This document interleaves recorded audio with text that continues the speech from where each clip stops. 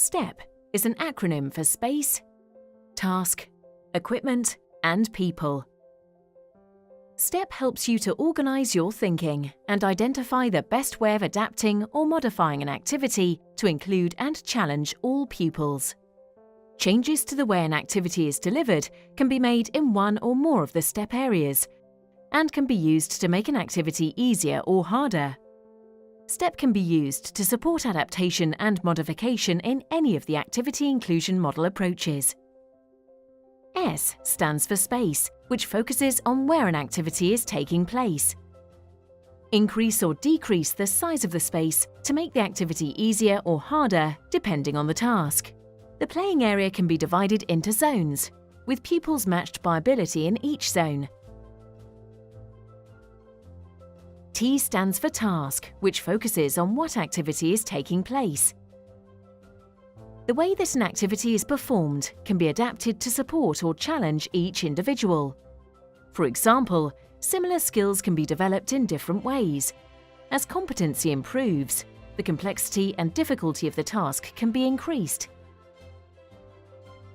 It is also important to give young people sufficient time to develop skills, either individually or with a partner, before including them in a small-sided team game or group activity.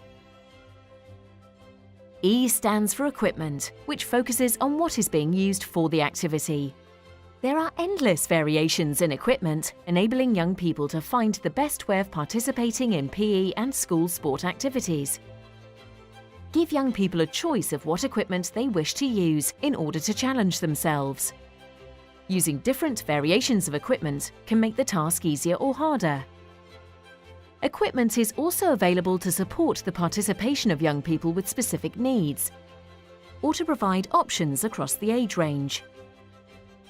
Involve young people in making their own simple equipment and develop a wide range of individual and games-based skills. P stands for People, which focuses on who is involved in the activity. The way in which people interact or are organised can also be varied to promote inclusion. For example, the focus may be on cooperation and teamwork, or competitive opportunities can be explored. In your PE lessons, ensure pupils do not always work with the same people. In team games, numbers can be adjusted to balance the game, so the team numbers do not always need to be equal. For example, 4 versus 2 may work better than 3 versus 3 in some circumstances. Changing the size of the group may make a task easier or harder. For example, smaller groups may work better than bigger groups in some cases. Hopefully, this short video will support you to use STEP the next time you plan a PE lesson, to ensure that all pupils are actively involved.